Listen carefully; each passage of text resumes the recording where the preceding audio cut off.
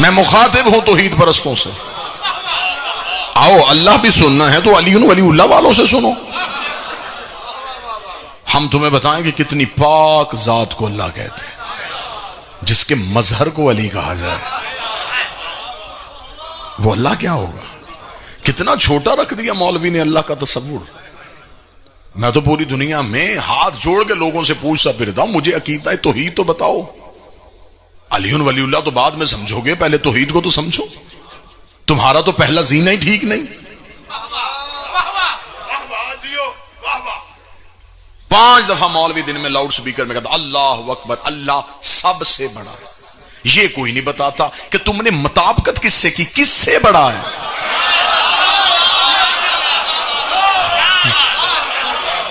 بھائی سب سے بڑا ہے، کس چیز سے تم نے تولا، کس سے، کس چیز سے بڑا ہے. کہہ دیتے اللہ بڑا ہے، تم نے کہا نہیں سب سے بڑا ہے. وہ سب کون ہے؟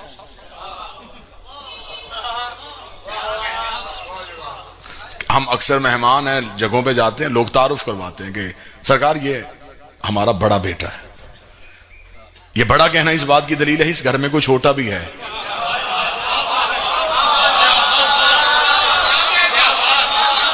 جس گھر میں کوئی چھوٹا ہو تو اس گھر میں ہی کوئی بڑا ہوتا ہے. تو جس گھر میں کوئی چھوٹا ہو ہی نا، وہ کہتے ہیں یہ ہمارا بیٹا ہے.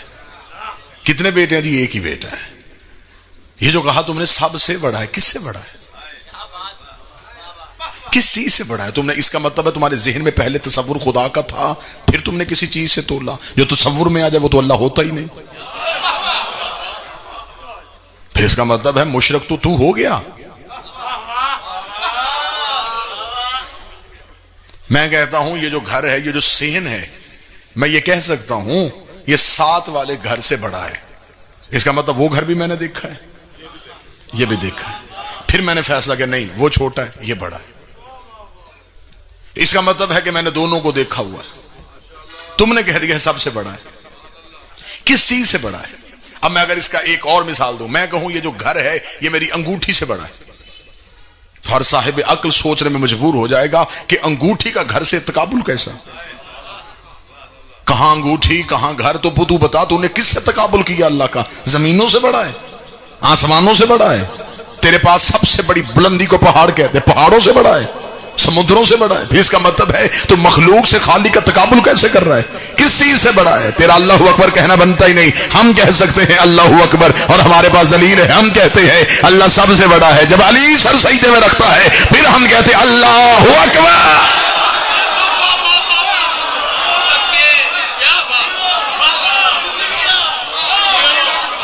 جو اتنے اعلین میں بڑا ہے پھر اس کا حق بنتا ہے کہ اسے اللہ اکبر کہا جائے.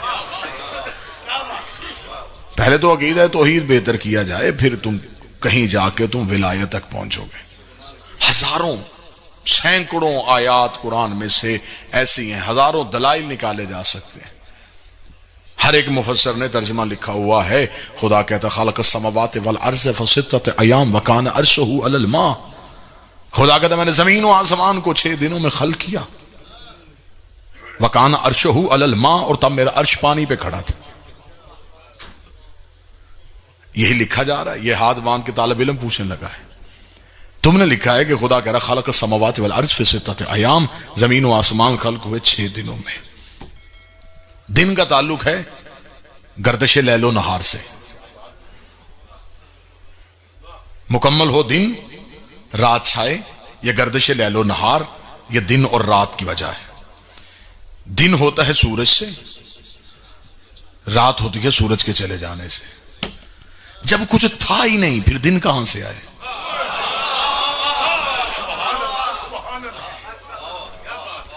بھئی جب زمین ہی نہیں تھی، آسمان ہی نہیں تھا، کچھ تھا ہی نہیں، تو پھر دن کہاں سے آئے؟ تو جب کائنات میں کچھ تھا ہی نہیں تو پھر گنتی کہاں سے آئی؟ 6 دن. وکان عرشہ علی الماء، اور میرا عرش پانی پہ کھڑا تھا. یہ کون سا پانی تھا جس نے عرش کو اٹھایا ہوا تھا؟ جب زمین تھی نہیں پانی کہاں سے آیا؟ جب عرش تھا ہی نہیں، آسمان تھا ہی نہیں، پھر پانی کہاں سے آیا؟ اس کا مطلب ہے کہ اب مولوی کی آنکھیں بند ہیں. اس نے ترجمہ کیا ہے قرآن کا گرامر کے اعتبار سے. آئیے دہلیز معصوم پہ جاتے ہیں. بادشاہ سے پوچھا کہ مولا یہ کون سا عرش ہے جو پانی پہ کھڑا تھا؟ امام فرماتے الماء سے مراد پانی نہیں، الماء سے مراد ہے آل محمد. تو مولا عرش سے مراد کیا ہے؟ فرمایا عرش سے مراد تمہارے ذہنوں میں جو سب سے اونچائی ہو اسے تم عرش کہتے ہو. عرش سے مراد ہے علم توحید. خدا کہہ رہا جب کائنات میں کچھ نہیں تھا میرا علم آل محمد نے اٹھایا ہوا تھا. جب کائنات میں کچھ بھی نہیں تھا میرا علم آل محمد نے اٹھایا ہوا. بات مشکل تو نہیں ہو رہی. انہوں نے کہا اچھا مولا. سامنے بیٹھے ہوئے سائل نے کہا اگر آپ نے ہی توحید کا علم اٹھایا ہوا تھا اس کا مطلب پھر جو اس کا علم ہے وہ آپ کے پاس ہے. پھر وہ اللہ کیسا؟ اس نے تو سارا علم اگر آپ ہی کو دے دیا ہے پھر اس میں اور آپ میں فرق کیا ہے؟ فرمایا جو اس نے ہمیں دیا اسے وہ عرش کہتا ہے، جو اس نے اپنے پاس رکھا اسے وہ کرسی کہتا ہے. کرسی ہے اللہ کا علم ذات جو اس نے اپنے پاس رکھا صرف اپنے اللہ ہونے کے لیے. جو اس نے ہمیں دے دیا وہ عرش ہے. کائنات میں جو بھی چیز ہے وہ عرش سے ہے اور جو عرش ہے وہ کرسی سے ہے. کرسی ہے علم توحید، عرش ہے علم آل محمد. جو اس کے پاس اس کا مخصوص علم ہے اسے وہ کرسی کہتا ہے، جو ہمیں وہ دیتا ہے اسے وہ عرش کہتا ہے. فرمایا جب ہمارا جد معراج کی رات اس عرش کو چیرتا ہوا کرسی کے قریب ہو گیا تھا، اگر تھوڑی دیر ہو جاتی تو عرش کرسی ہو جاتا، کرسی عرش ہو جاتی، عرش کرسی میں بدل جاتا، کرسی عرش میں بدل جاتی. پھر اس نے آواز دے کے کہا کوئی ہے جو عرش کو ادھر روکے کرسی کو ادھر روکے. درمیان میں ایک پردہ آ گیا، پردے نے کرسی کو ادھر رہنے دیا، عرش کو ادھر رہنے دیا. وہ جو درمیان میں پردہ آیا معصوم کہتے اسے ولایت علی کہتے ہیں، اسے پردہ ولایت کہتے ہیں.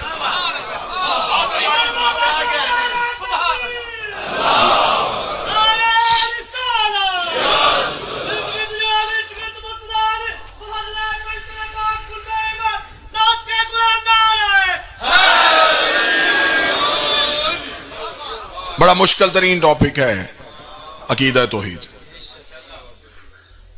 اگر وہ عرش پہ ہے اور زمین پہ نہیں تو پھر معاذ اللہ پھر وہ بھی اللہ نہیں. جو ایک جگہ پہ ہو دوسری جگہ پہ نہ ہو وہ اللہ ہوتا ہی نہیں. اگر اسے کہیں گے کہ وہ ہر جگہ پہ ہے تو پھر ہم حلول کے قائل ہو جائیں گے. حلول کسی چیز میں وہ کرتا نہیں. اگر کسی ایک جگہ پہ وہ رکا ہوا ہے تو پھر یہ بھی عقیدہ توحید نہیں کیونکہ وہ جمود میں نہیں آتا. اگر کہتے کبھی ادھر ہوتا ہے کبھی ادھر ہوتا ہے تو اس کا مطلب وہ متحرک ہے. جو متحرک ہو وہ بھی اللہ نہیں ہوتا. پھر آپ ہمیں بتاؤ کہ آپ نے پھر کہاں سے اللہ ماننا ہے؟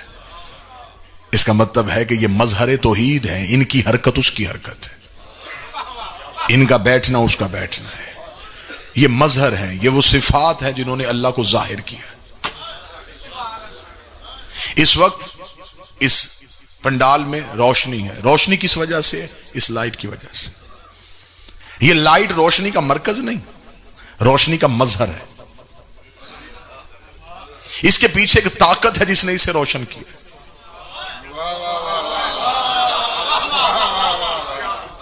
اس سے زیادہ آسان مثال میرا خیال ہے نوجوانوں کو دینے کے لیے. یہ اس وقت لائٹ روشن ہے تو کسی ایک طاقت کی وجہ سے. یہ مرکز روشنی نہیں، یہ مظہر روشنی ہے. اس کے پیچھے ایک طاقت ہے جو آ رہی ہے جس نے اسے روشن کیا ہے اور وہ نظر نہیں آ رہی.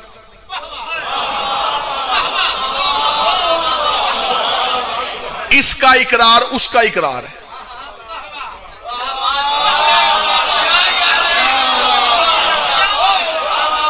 دکھائی یہ دے رہی ہے، منوا وہ رہی ہے.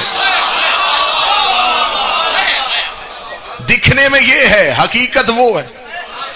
یہ یہاں نظر آ رہی. ہم ہدایت اس سے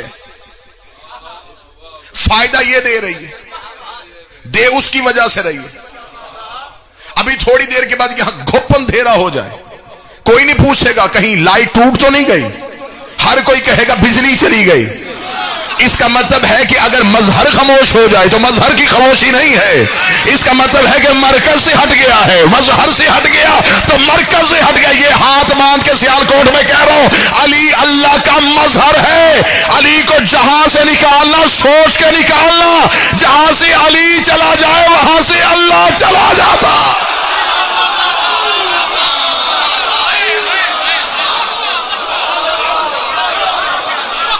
بسم اللہ سر،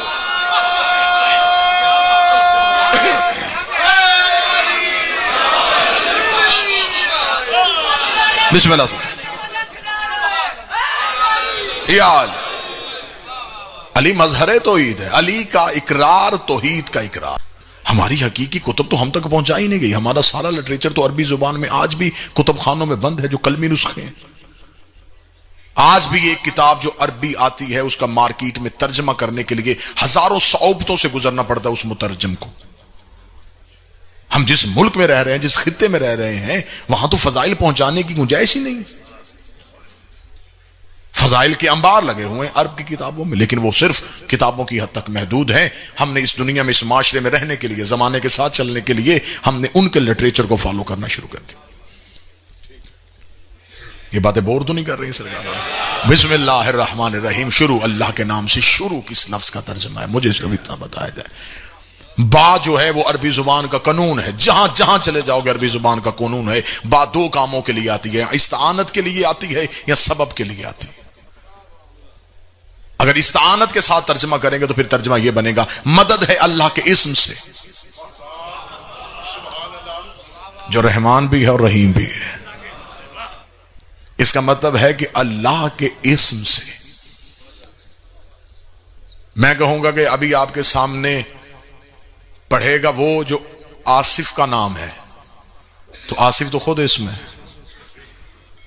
جب ہم نے کہہ دیا اللہ کا اسم، اس کا مطلب ہے کہ اللہ کے ساتھ اسم کوئی اور ہے۔ سب اسم ربک الاعلی، تسبیح کر اپنے رب کے اسم کی جو اعلی ہے۔ اصل اسم جو ہے یہ وہ معارف ہے جو ہمیں توحید تک پہنچائے گا۔ بڑا یہ میرا تو کم از کم میرا بڑا پسندیدہ موضوع ہے، لیکن یہ خشک ہے لیکن ہے بڑا اچھا کہ توحید تک تو پہنچے ہم، توحید تک تو ہماری رسائی ہو۔ کہاں بیٹھے ہوئے، کہاں ٹامک ٹوئیاں مار رہا ہے مسلمان۔ اللہ کو نہیں مانتے، اللہ کو نہیں مانتے۔ تو پہلے بتا تم نے اللہ کو منوانا کیا ہے؟ اللہ کو تو ہم مان رہے ہیں، لیکن اللہ کی ذات تک رسائی کے لیے کیسے جانا ہے؟ اس کا مطلب اس مظہر کو ماننا پڑے گا جو مظہر ہمیں اس تک پہنچائے گا۔ اور اس مظہر نے ہمیں اپنی ذات تک ایسے روک لیا، اس کا جب تم مجھ تک ہی نہیں پہنچ سکے۔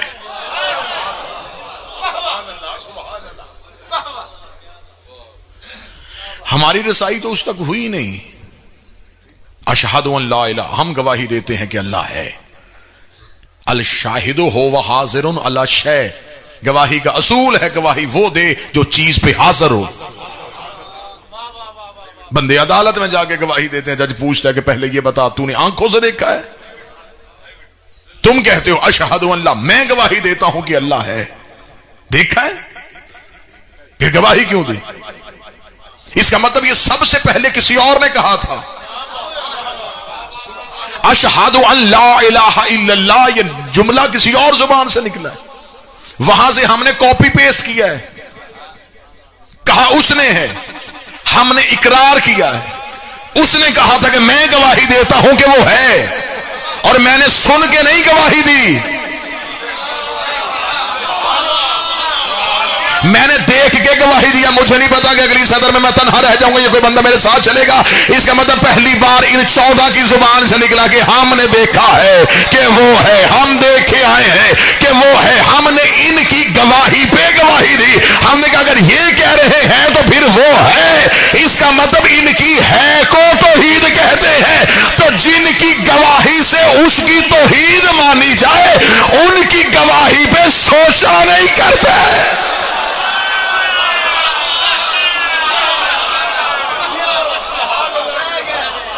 ان کی گواہی کی وجہ سے تو آپ نے توحید کی گواہی دی۔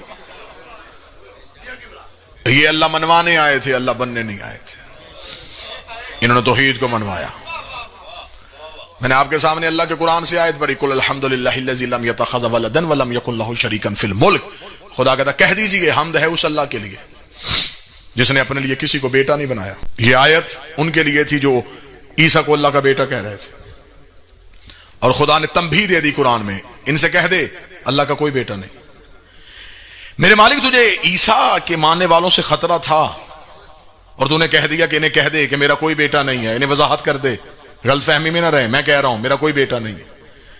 اسے بیٹا نہیں کہنے دے رہا, اور ابو طالب کے بیٹے کو اپنا چہرہ کہہ رہا ہے.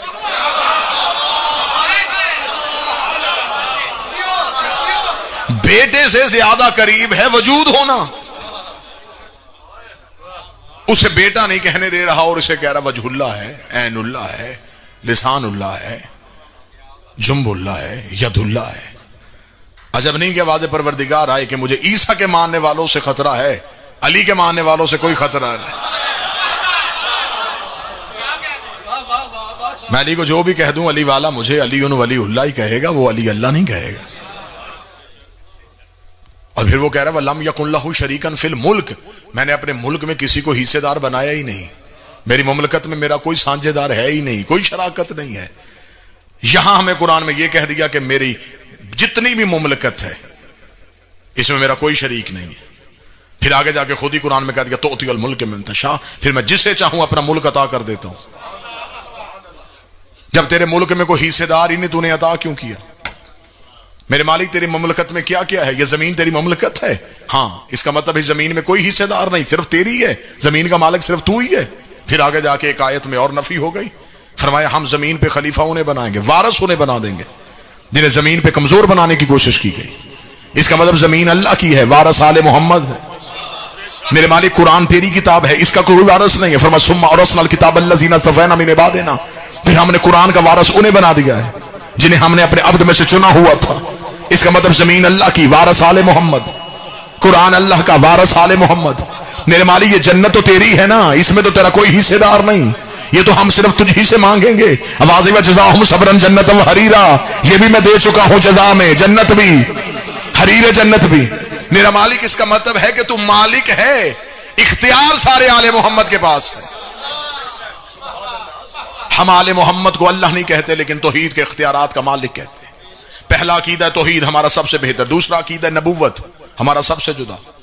یہی وجہ ہے کہ آج زمانے کے مولوی چکر میں ہیں, پھنسے ہوئے ہیں, پریشان ہیں. آج اپنے بچوں کے لیے پریشان ہے کہ آج ہمارا بچہ ہتھیلی پہ کائنات اٹھا کے پھر رہا ہے, کوئی بندہ اس کو یہ نہ کہہ دے کہ نبی کے بعد نبی کی گنجائش ہے, یہ کسی دوسرے کو نبی نہ مان لے. آج ختم نبوت کی کانفرنسیں ہو رہی ہیں, سیمینار ہو رہے ہیں. آج ختم نبوت کے حوالے سے اسکولوں میں, کالجز میں, یونیورسٹیوں میں, مسجدوں میں, مدرسوں میں بچوں کو بتایا جا رہا بیٹا نبی کے بعد کوئی نبی نہیں, نبی کے بعد کوئی نبی نہیں, نبی کے بعد کوئی نبی نہیں. سرکار آپ نے آنے میں دیر کر دی ہے, آپ نے بھوک سے آل محمد میں کتابیں بہت پہلے لکھ دی تھی, آپ نے ان کتابوں میں جھوٹی حدیث لکھ دی تھی کہ نبی نے کہا تھا اگر میرے بعد نبی ہوتا تو فلاح ہوتا, میرے بعد نبی ہوتا تو فلاح ہوتا. اس کا مطلب آپ نے دروازہ کھلا چھوڑا تھا, تو آج کہیں سے ادھر سے دعویٰ ہو رہا ہے, کبھی ادھر سے دعویٰ ہو رہا ہے, کبھی ادھر سے دعویٰ ہو رہا ہے. آپ نے دروازہ کھلا چھوڑا تھا تو ختم نبوت پہ حملہ ہوا. مجھے عزت آل محمد کی قسم ہے, یہ قوم اتنی مطمئن ہے کہ ہمارا عقیدہ ختم نبوت کمزور نہیں. ہم مجلسوں میں اپنے بچوں کو نہیں بتاتے کہ بیٹا کسی کو نبی نہ ماننا, بیٹا کسی کی نبوت کا اعلان نہ کرنا, کیونکہ ہمیں خبر ہے ہم نے اپنے بچوں کو محمد رسول اللہ کے فوراً بعد علی ولی اللہ پڑھایا ہوا ہے, اور انہیں پتا ہے کہ جب علی جیسا بندہ نبی نہیں بن سکتا پھر کسی کمی کی اوقات ہی کیا ہے. ہم نے نبی ماننا ہوتا ہم علی مان لیتے.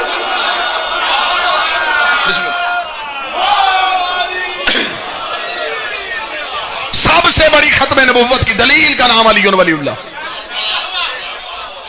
ہمارا عقیدہ رسالت اس لیے محفوظ ہے, ختم نبوت کے دروازے کے تالے کو علی ولی اللہ کہتے ہیں.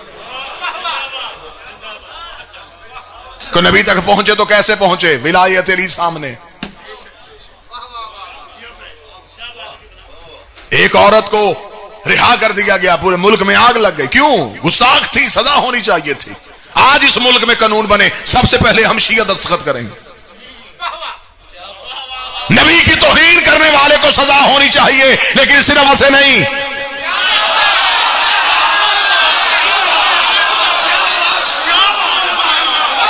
یہ سزا بہت پہلے شروع ہو جانی چاہیے تھی. لیکن یہ مسلمانوں کی بدقسمتی ہے، انہوں نے گستاخ بھی مرضی کے رکھے ہوئے ہیں، جنہیں جی چاہا گستاخ کہہ دیا، جنہیں جی چاہا محب کہہ دیا۔ اگر ہم سے عقیدہ نبوت سننا چاہتے ہو، ہمیں بادشاہی مسجد میں بلاؤ، ہمیں مکہ المکرمہ میں بلاؤ، ہمیں مدینہ المنورہ میں بلاؤ، ہم تمہیں آ کے بتائیں کہ ختم نبوت کے حوالے سے محنت کیا ہوتی ہے، ہم تمہیں بتائیں کہ عزت رسول کیا ہے۔ ہمارے نزدیک جو نبی کو 40 سال کے بعد نبی مانے وہ بھی نبی کی توہین کرتا ہے، جو نبی کو دائی کا دودھ بلائے وہ بھی نبی کی توہین کرتا ہے، جو نبی کے سینے کا آپریشن کروائے وہ بھی نبی کی توہین کرتا ہے، جو نبی کے دماغ پہ حملہ کرے وہ بھی نبی کی توہین کرتا ہے، جو نبی پہ ہذیان کی تہمت لگائے وہ بھی نبی کی توہین کرتا ہے، جو نبی کو مشرکوں میں رکھے وہ بھی نبی کی توہین کرتا ہے، جو نبی کے چچا پہ کافر ہونے کا الزام لگائے وہ بھی نبی کی توہین کرتا ہے، جو نبی کے دروازے پہ آگ لگائے وہ بھی نبی کی توہین کرتا ہے۔ ہر مجرم کو پھانسی دو، زندہ نہیں قبر سے نکال کے دو۔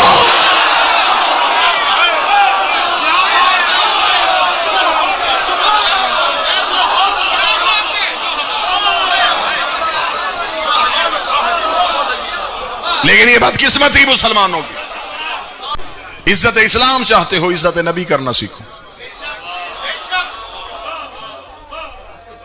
آج تک نبی کی بات کرنے والوں کو نبی کی نعت پڑھنا نہیں آئی، نہیں نبی کی نعت کیا پڑھی جا رہی ہے؟ رسالت مآب کی زلفوں کی تعریف، چہرے کی تعریف، جسم کی تعریف، یہ نعت، وہ یہ نعت نہیں، یہ حمد پروردگار ہے۔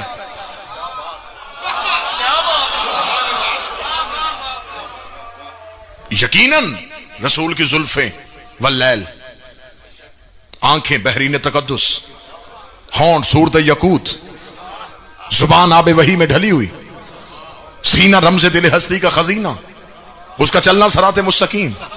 لیکن نبی کے جسم کی تعریف اللہ کی تعریف، نبی کی نعت ہے کردار محمد۔ اگر عزت اسلام کی چاہتے ہو پہلے لٹریچر بدلو، سلیبس بدلو، دینیات بدلو، اسلامیات بدلو، تمہاری نسلیں تو تیار ہو ذہنی طور پہ۔ اسلامیات میں چھٹی سے لے کے پی ایچ ڈی تک جن لوگوں کے سیرت پڑھی جاتی ہے ان کا اسلام سے تعلق ہی کوئی نہیں۔ یہ باتیں ہم ممبر سے کہیں گے تو لوگ پریشان ہوں، لیکن حقائق ہیں یہ۔ محمود غزنوی جہاں مسلمانوں کا ہیرو، سومنات کا بت توڑا تھا جی اس نے، وجہ کیوں نہیں لکھی کہ اس کے اندر سونا تھا۔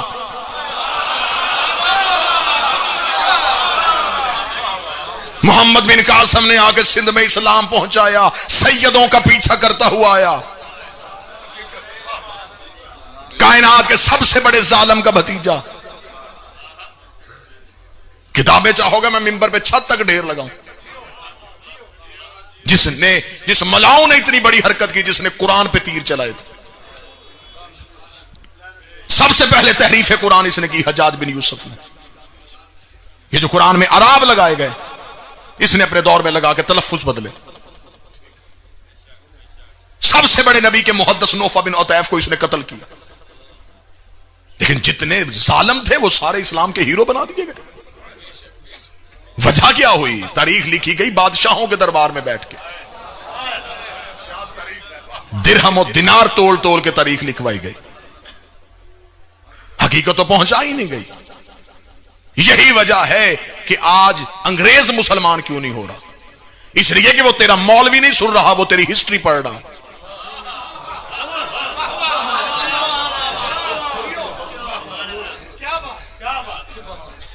ان کا دل چاہتا ہے مسلمان ہونے کو، لیکن جب وہ مسلمانوں کی تاریخ پڑھتے ہیں تو وہ بند کر دیتے، وہ کہتے نہیں یہ سب سے بڑے دہشت گرد ہے، انہوں نے تو سروں کے کھوپڑیوں کے مینار بنائے ہوئے ہیں۔ مجھ سے ایک انگریز نے بحث کرتے ہوئے کہا تھا، اس نے کہا میرا مسلمان ہونے کو دی چاہتا ہے لیکن نفرت ہوتی ہے جو اپنے ہی نبی کا بیٹا قتل کر دے۔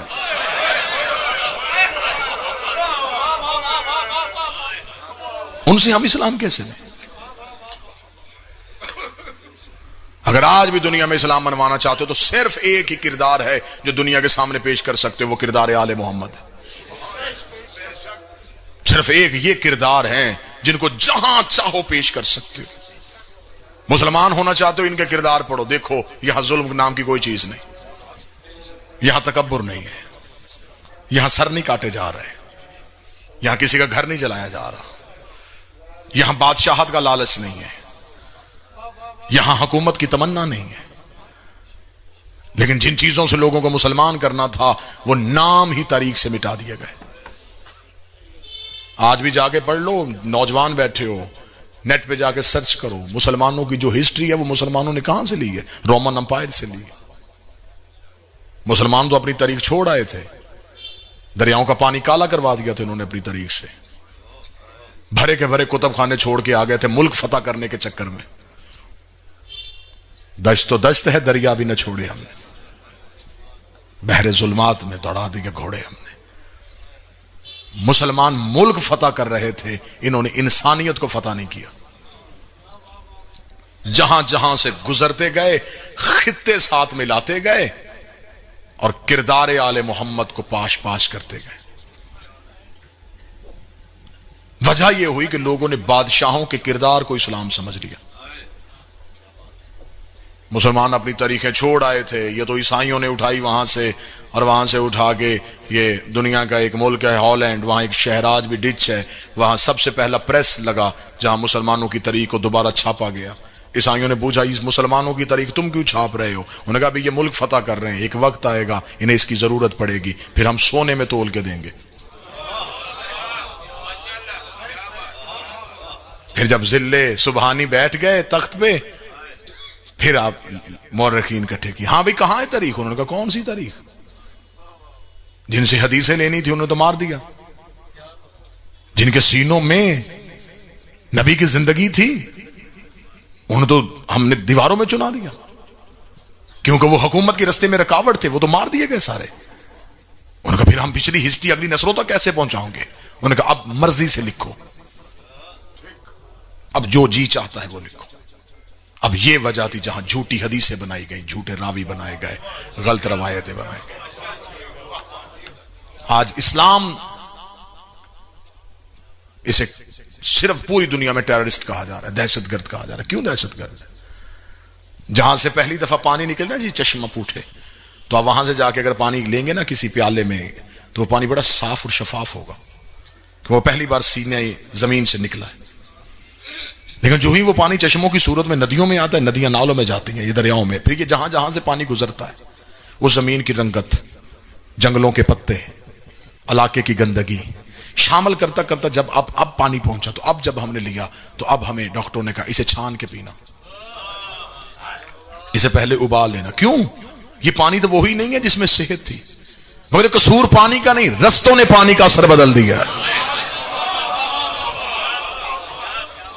قصور پانی کا نہیں، جن رستوں سے پانی گزرا ہے ان رستوں کی گندگی اتنی شامل ہو گئی، اب یہ پانی بجائے شفا کے یہ بیماری بن گیا۔ قصور اسلام کا نہیں، اسلام جب مکے کی چوٹی سے نکلا، حیا، وفا، اخلاق، محبت، کردار، سیرت، لیکن جب یہ بادشاہوں کے درباروں سے گزرا اس میں جھوٹے راوی آ گئے، اس میں گندے بادشاہ آ گئے، اس میں غلط روایتیں آ گئی۔ اب جب اسلام ہم تک پہنچا تو اب دنیا نے کہا یہ دہشت گرد ہے۔ قصور اسلام کا نہیں، رستوں نے اسلام کا اثر بدل دیا۔ ہمارا صرف اتنا قصور ہے، مر رہے ہیں ہم 1400 سال سے، صرف یہی قصور ہے، ہم نے بادشاہوں سے اسلام نہیں لیا، ہم نے زندانوں سے اسلام لیا، ہم نے نیزوں سے نہ اسلام لیا ہے، ہم نے کٹے ہوئے سروں سے قرآن سنا ہے، ہم نے اتری ہوئی چادروں سے خطبے سنے۔ قصور ہمارا صرف یہ ہے، اگر سنی میرا بھائی بیٹھو، ہمارا صرف اتنا قصور ہے، ہم اہل بیت کے علاوہ کسی کو نہیں جانتے۔ جن سے اسلام لینا تھا وہ کوئی رکوع کی حالت میں ہے، کسی کے ہاتھوں میں ہتھ کڑی،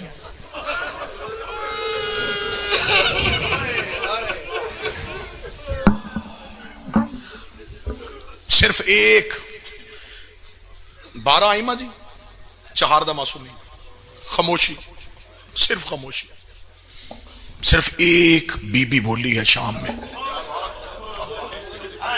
اتنے ظلم کے بعد آل محمد کی طرف سے صرف ایک رد عمل، ایک تقریر آئی ہے، وہ تقریر علی کی بیٹی کی تھی۔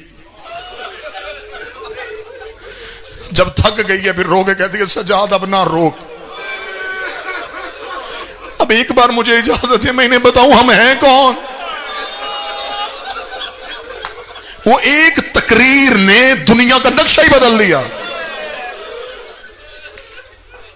یزید جہنم کے گڑھے میں پہنچ گیا علی کی بیٹی کی ایک تقریر کی وجہ سے.